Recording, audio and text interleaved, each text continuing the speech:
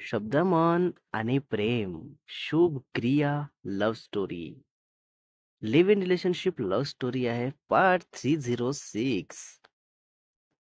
So part 305 मध्ये बघितलं होतं आपण.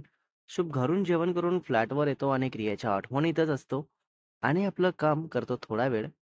मग बेडरूम मध्ये जातो तर क्रियाचा कॉल येतो, तर तसंच दोघांचं बोलणं सुरू असतं. तर शुभ बोलत असतो की पूर्ण नीट जेवण केली आहे तर व्हिडिओ कॉलवर बघू दे.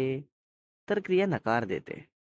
ओके. सो आता पुढे बघू काय होईल. तर शुभ बोलतो, अगं रोज सोबत झोपतो आपण आणि असं झोपताना शॉर्ट्सवर असतेस तू, आणि त्यात पण ते वर करून मस्त ओपन स्टमकवर हात फिरवत किस करत हग करून झोपतो मी.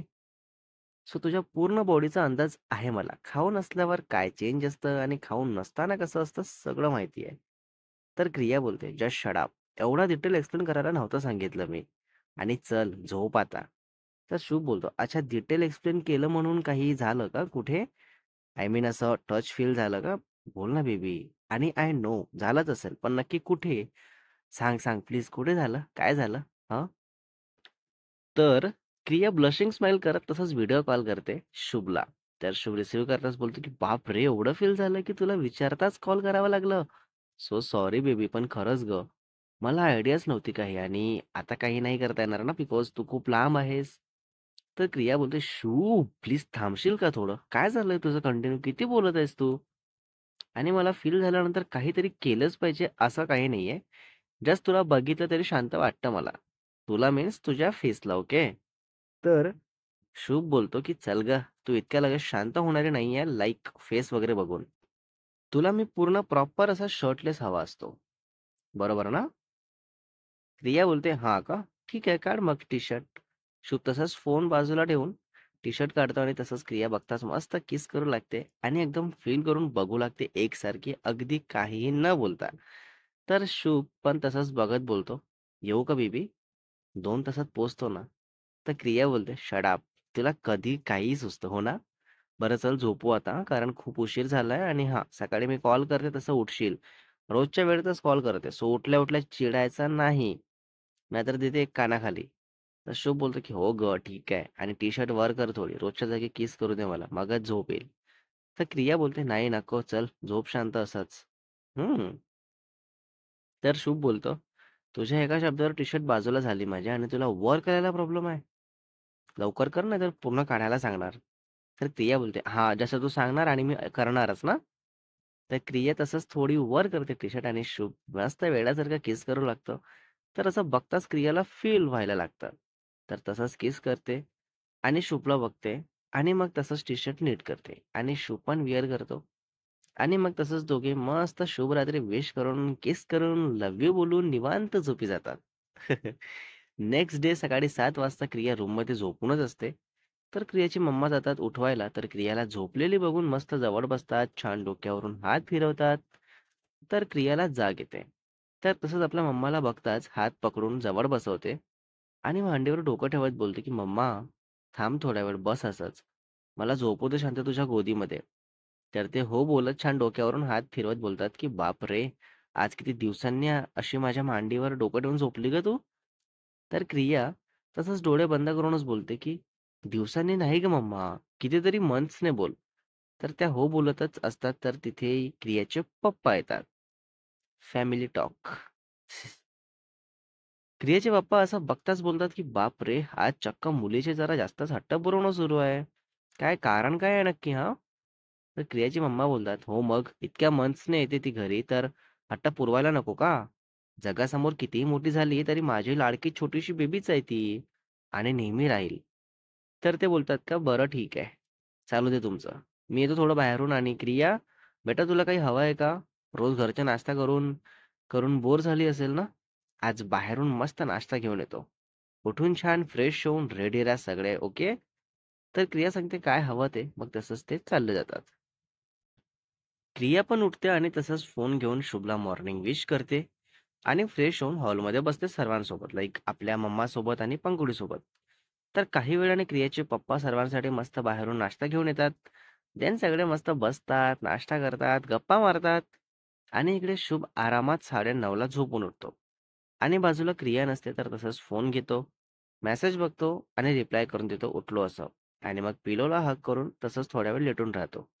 आणि जाऊन फ्रेश होतो, आवरून घेतो आणि काही वेळाने मेड आंटी येतात तर ते जातात किचनमध्ये आपलं काम करत असतात. आणि शुभ आपली कॉफी करून हॉलमध्ये बसतो फोन बघत. ओके.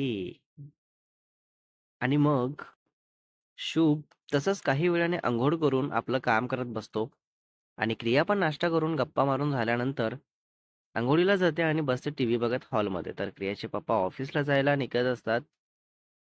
तर क्रियाला बोलतात, की "बाळा तुला इथे आहे तोपर्यंत काम करायची गरज नाहीये. सो आराम कर घरी, सर्वांसोबत छान टाईम स्पेंड कर आणि कुठे फिरायचं असेल तर फिरून ये. आणि बाकी इथे फ्रेंड्स आहेत ना तुझे, सो त्यांना भेटून घे, ओके? चल मी येतो." देन ते चालले जातात. आणि मग क्रिया तसंच फोन घेते, मेसेज करते शुभला.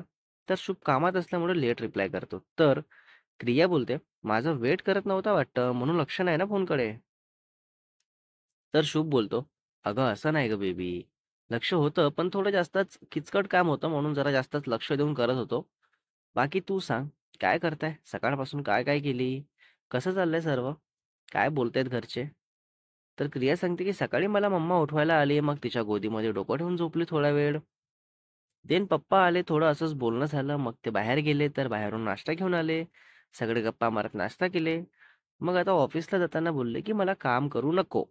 जस्ट रेस्ट कर, एन्जॉय कर. कुठे फिरायचं असेल तर फिरून ये आणि फ्रेंड्सना भेटायचं असेल तर भेटून ये, एक्सेट्रा, एक्सेट्रा. देन ते गेले. तसंच तुला मेसेज केली.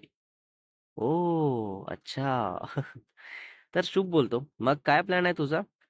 यातलं काय-काय करणार आहे तू?" तर क्रिया सांगते, तसं मी आधी मम्मासोबत शॉपिंगला जाणार आहे. मग तिकडून आल्यानंतर घरी आत्याचं जेवण ठेवणार आहे इव्हनिंगला आणि मग उद्या फ्रेंड्सना भेटून मूव्हीला वगैरे जायचं आहे. विचार सुरू आहे." सो बघते तसं ती काय बोलते तर. शुभ बोलतो, "हे सर्व ठीक आहे आणि तो आत्याचा मुलगा आधीपासूनच तुझ्यावर डोळा आहे त्याचा. त्याला बोल डायरेक्ट, की मी आता शुभची वाईफी आहे. सो जास्त बोलायचं नाही आणि लांब राहायचं आणि मूव्हीला जाते ते ठीक आहे, पण नो मेल फ्रेंड्स. बाकी कितीही मुलींसोबत गेली तरी नो इश्यू." तर क्रिया बोलते, "अच्छा सर, पुन्हा काही सूचना आहेत का? असेल तर प्लीज आठवून सांगा, कारण सगळं लक्षात ठेवायला बरं होईल मला." तर शुभ बोलतो, "क्रिया प्लीज, सांगितलं तेवढंच खूप आहे, सो तेच कर." तर क्रिया बोलते, "शुभ तुला ट्रस्ट नाही का माझ्यावर? का नेहमी-नेहमी असं सांगतो? अरे आय नो की तुला मुलं नाही आवडत. तर मी नाहीच बोलत कोणाशी आणि नाहीच जात कोणासोबत कुठे. पण तू हे नेहमी-नेहमी का सांगत असतो हेच नाही कळत मला." तर शुभ तसंच ओरडून बोलतो, की "हे बघ क्रिया, उगाच दिमाग खराब करू नको. तुझ्या लक्षात राहत असेल तरी सांगावं लागतं मला, कारण तुझ्या फ्रेंड्समधून कोणी घेऊनच आले कोणत्या फ्रेंडला किंवा बॉयफ्रेंडला, तर काय वेळेवर नकार देणार आहेस का तू? काय करणार आहेस तू नक्की?" हं? क्रिया बोलते, "पण असं नाही करत शुभ कोणीही.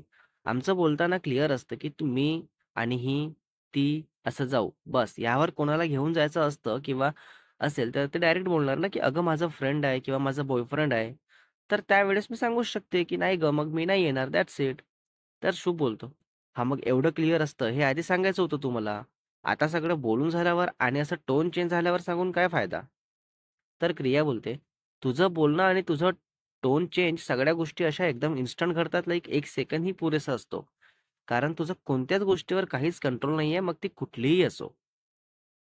शुभ बोलतो, "तुला माझा अँगर इश्यू माहिती आहे ना, मग त्यानुसार थोडं भान ठेवत जा. भान प्रत्येक गोष्टीत ठेवायचं नाहीये, तर फक्त याच एका गोष्टीत जी मला बिलकुल नाही आवडत. आणि माझा कितीही ट्रस्ट असेल, तरी समोरून कोणाच्या काही बोलण्यावर किंवा काही करण्यावर आपलं कंट्रोल नसतो. म्हणून माझी इतकी तडफड सुरू असते, लाइक सतत तुला सांगत असतो, अलर्ट करत असतो."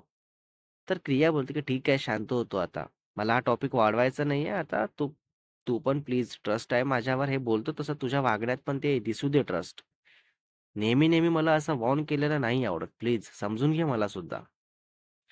बापरे! Next part is coming soon guys. Oh my God! काय होणार असेल?